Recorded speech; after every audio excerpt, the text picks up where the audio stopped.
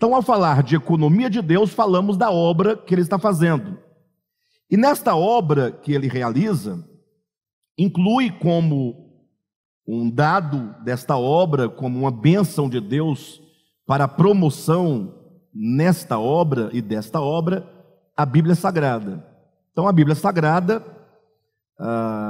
que é o instrumento imediato e palpável, né, tangível, nós podemos pegar em nossas mãos, ler, interpretar, compreender, tem um papel muito importante, né, na história, sobretudo na história da igreja. Acontece que nós temos observado, e começamos a falar disso semana passada, que me parece que por muitas pessoas não compreenderem o lugar da Bíblia na economia de Deus, acabaram colocando-a num plano excepcional, inclusive de primazia, se não em maior primazia do que a própria palavra de Deus, que é o Cristo de Deus. Nós sabemos pela própria Escritura que a palavra de Deus, ela é uma pessoa, né? Basta você ler com clareza João capítulo 1, versículo 1. No princípio era a palavra, e a palavra estava com Deus, e a palavra era Deus. Se você ler Apocalipse 19, versículo 13, salvo engano, lá você vai encontrar, quando João tem a sua visão da volta de Jesus, na sua segunda vinda, na sua parousia, ele diz que o nome desse que está montado no cavalo branco e que vem marchando, né, com uma multidão de anjos, diz que o nome dele é a palavra de Deus. Então a própria Escritura dá o testemunho acerca do Cristo, dizendo que a palavra de Deus é Cristo, e somente o Cristo de Deus, enquanto a palavra de Deus é que de fato, né, é inerrante, é eficaz, é penetrante, é salvadora, é libertadora, né? Agora, a Bíblia tem um papel fundamental, que é o papel de revelar a Deus e falar acerca de Deus, falar dos atributos de Deus. É um meio que Deus possui de revelar a si mesmo à humanidade. A Bíblia é aquela que dá o testemunho de Jesus, que fala acerca do Cristo, conforme nós dissemos aqui na semana passada, que se você tomar o Antigo Testamento, ele está dando um testemunho daquele que haveria de vir. Se você tomar o Novo Testamento, ele estará dando um testemunho daquele que veio. Então, o próprio Jesus explica a posição e a função da Escritura, lá em João, Evangelho, capítulo 5, versículos 39 e 40. Quando ele falando com os judeus, ele ali revelou um grande erro que os judeus cometeram no seu tempo, e que a igreja de Jesus, até os dias de hoje, continua cometendo. Jesus, olhando para os judeus da sua época, ele diz assim: olha, vocês examinam as Escrituras, vocês estudam as Escrituras, porque vocês julgam ter nelas a vida eterna. Cuidado, porque nessa parte, né, João capítulo 5, versículo 39, quando ele diz, examinai as Escrituras, porque julgais ter nelas a vida eterna, nem Jesus está ordenando que se estude a Escritura, como a maioria das pessoas, ao lerem esse texto, entendem. O verbo ali não é um imperativo, é indicativo, é a constatação de um fato.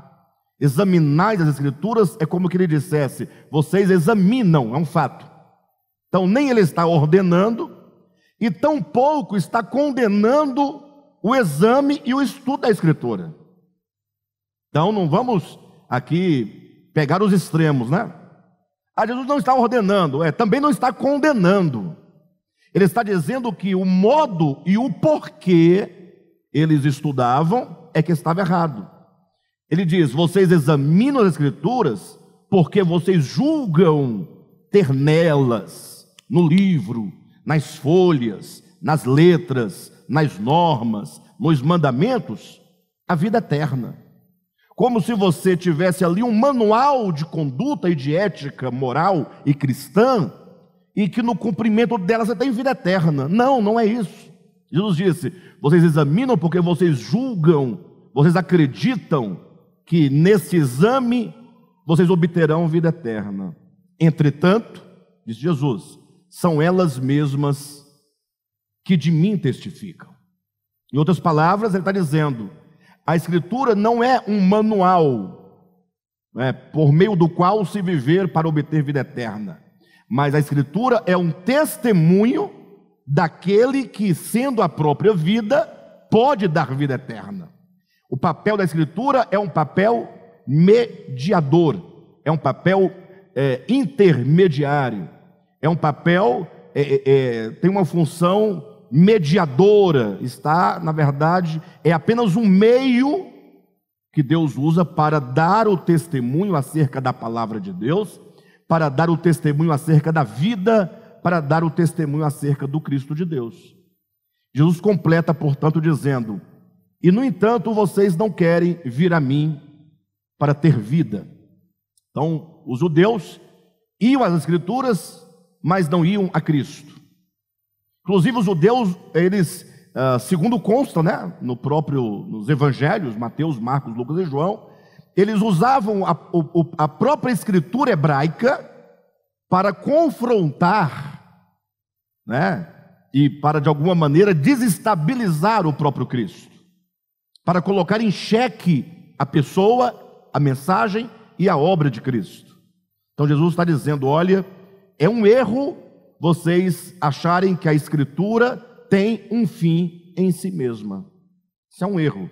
Elas dão o testemunho de mim. Uma vez que você vai à Escritura, você então tem o testemunho de Cristo, então agora você deve ir a Cristo. E talvez seja este o nosso maior erro. O nosso maior, me refiro a nós, cristãos do século 21. Nós examinamos muito a Escritura e devemos examiná-la, com certeza, devemos examinar, conhecer, estudar, para não sermos enganados. Entretanto, nós não podemos parar ou reduzir a vida cristã ao mero exame. A Bíblia deve nos servir como meio para que nós conheçamos a Cristo. Uma vez que nós entendemos a Cristo, então devemos nós agora ir a Ele, ter comunhão com Ele, receber a Cristo, receber Sua palavra no nosso coração, para dentro de nós, para que esse Cristo seja trabalhado na nossa alma, no nosso coração, na nossa mente, na nossa consciência, para que tenhamos uma experiência com a própria palavra de Deus, que é Cristo, e não uma mera compreensão intelectual do texto sagrado.